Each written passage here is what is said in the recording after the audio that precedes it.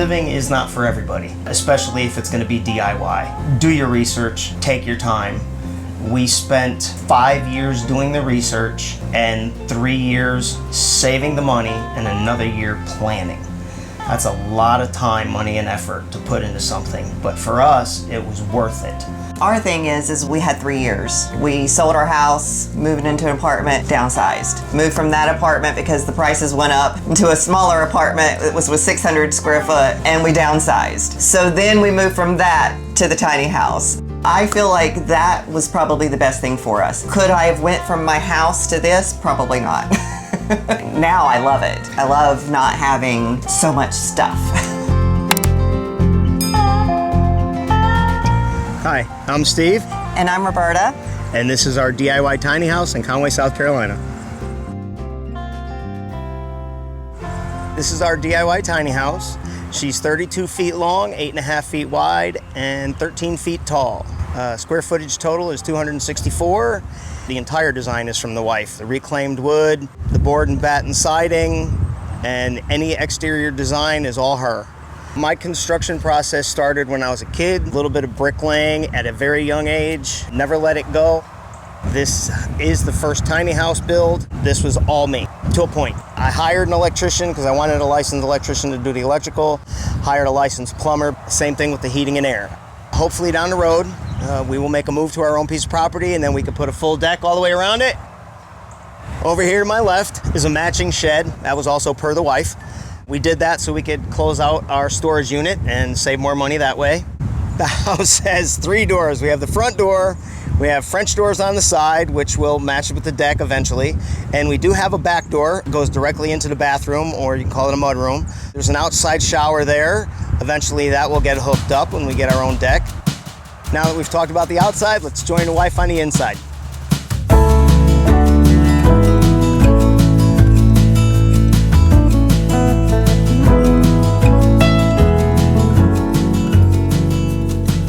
Welcome home. Thanks. So we're going to start here in the living room. I might not be minimalist per se, because I do love things. So my husband made the shelf all the way around the living room for the crystals and plants and things, books, things like that, for my precious things, so they wouldn't be cluttering the house. It's probably one of my favorite things.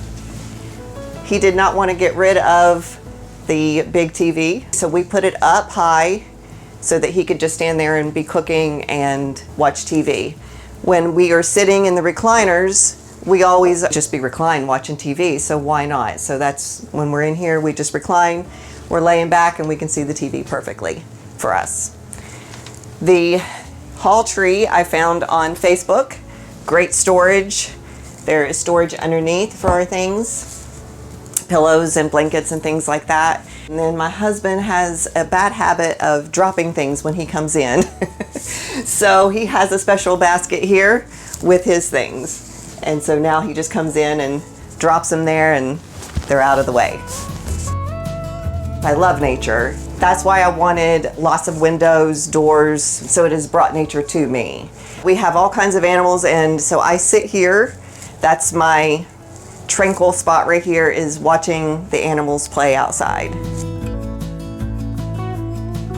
So this is our kitchen and our breakfast bar area.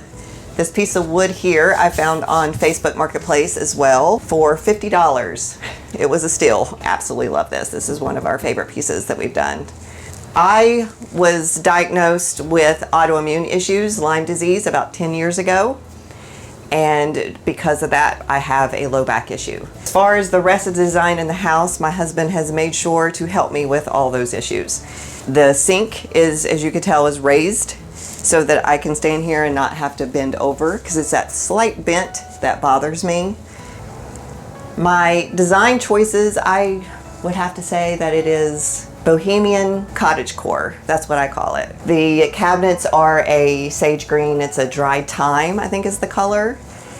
Tile backsplash, but I wanted to keep it white so it's light and airy in here. The gold fixtures I love. So our countertops are marble. It's probably the most expensive thing in the house. She's right. I couldn't believe how expensive everything is when it comes to kitchen. $6,000, $8,000, $10,000 for a tiny house kitchen.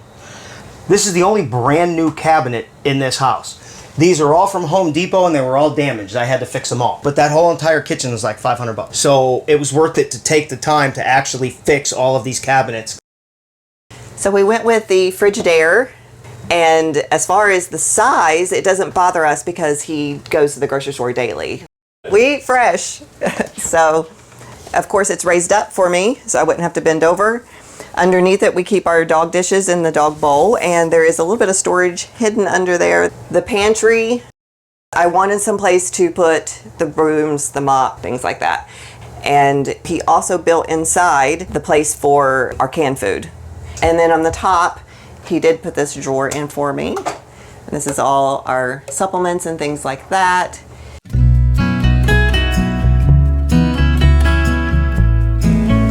The idea of tiny living came up in this relationship literally on our very first date.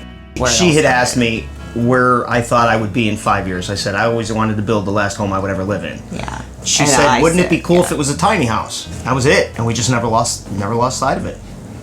Divorced, then you married me. Yeah. Got to fit that in here somewhere. But yeah, unfortunately, the first marriage only made 19 years.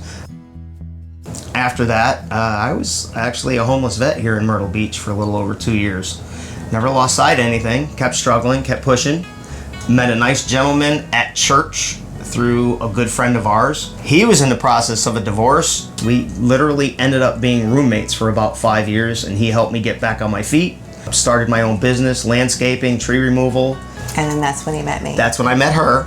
The reason why we wanted to do a tiny house, right? Financial freedom. Independence, yeah. I'm tired of the mortgages, been there, done that. So in the laundry room, one thing, I am a massage therapist. Wanted a full washer and dryer. So this is the smallest washer and dryer that we could find because I do have towels and sheets that I have to wash daily from my job. He built it up for me so I wouldn't have to be bending over as much as well. And then we have my essential oils, jewelry. He just did this for me recently. I needed a place for all my jewelry, so we put it all right here. So as far as the sink, so it's up more than what a regular bathroom one is. And then we did the bowl, and I found this on Amazon, and it is absolutely gorgeous, and I love it, so that I don't have to bend over as much to wash my face and brush my teeth and things like that. One thing that I do not like is this mirror, because I never realized how much I touch this mirror, and it gets so dirty. But it is a mirror on both sides, and then of course all of our things. So whenever he is in taking a shower and I'm in here and I'm doing my hair, there is an anti-fog on there, and of course, lighting. The other thing he did for me, I absolutely love, is this was a drawer. As I said, it was a kitchen cabinet, and the drawer, because of the piping, he sawed out the area here so that I'm able to open up the drawer completely and use it as my makeup drawer. So I absolutely love this idea that he did for me. Our plan was to have all tile in the bathroom, tile shower, tile floor, but we were in a hurry to get into it at the end, and so my husband came up with this wonderful idea. He bought, it's just like one of the horse troughs from Lowe's, and then we've got the curtain rod to go around it. And this is just a temporary thing until we get it to where we want to be forever, and then we can just put the tile down and take all this out easily and put the tile up for the shower. So as far as our toilet, I did not want to go compost. We did some research and it just wasn't for me. My husband agreed, and we did a regular flushing toilet. And then above it, we have a rack here for all of our towels. One of my must-haves was a downstairs bedroom. Did not want to be going up and down a loft, stairs. The window is probably my favorite part because the dogs absolutely love this spot. This is their spot. They sit here at the end of the bed and watch out the window, wait for us to get home. It was really important for me to be able to fully walk around the bed while I make the bed, because that's can be hard on me sometimes. So it is a very small space. I'm able to shuffle around completely. I have no problems with it. And also with the doors, same as in the bathroom. Found these on his route on the side of the road, and he made these for me. And we have a full-size closet. He also built these 2 closets on either side, so it's a his and her closet. He also put little cubby holes, so we have a place to charge our phone, put our books, whatever you want to put at night. So we have his and hers. I wanted a regular closet. I do love my clothes, so I wanted a regular closet, and he was able to do that with the bump out there. I'm very, very happy with that. And then of course we have these beautiful reading lamps. Absolutely love those too.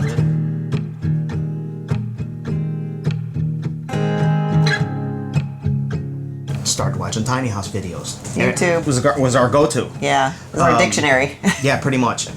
And then you learn so much just from watching all those different shows.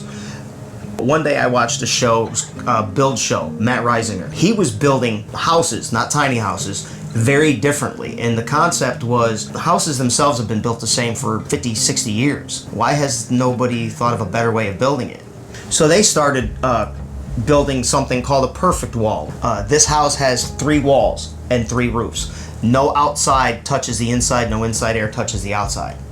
There's a complete envelope that runs around the entire house, about 3/4 of an inch. They call it a rain screen. We had to get hurricane windows and hurricane doors because, like I said, we were originally thinking about moving to Florida. I had gotten a hold of planning and zoning in Miami-Dade County because they had the strictest building codes.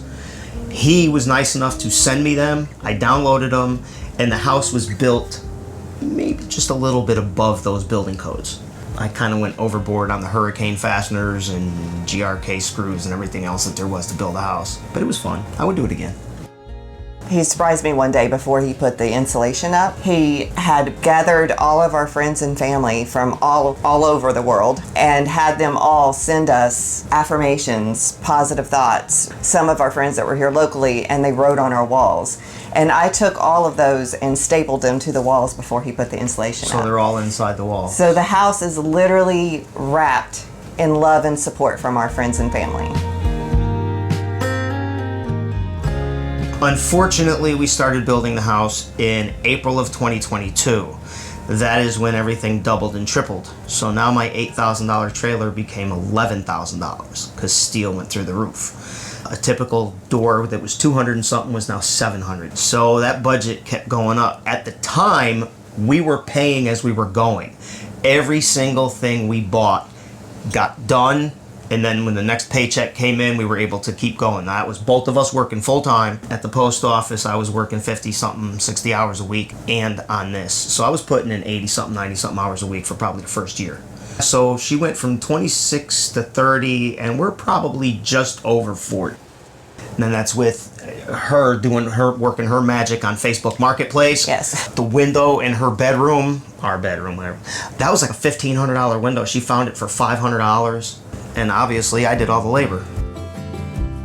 Our plans were to go to Florida, so we weren't really worried about Horry County. Florida is just tiny house friendly. Right, and then we decided he was not going to retire early, so he stayed on a little longer. And then that's when we figured we would just get a piece of land. And then that's when everything went kind of downhill.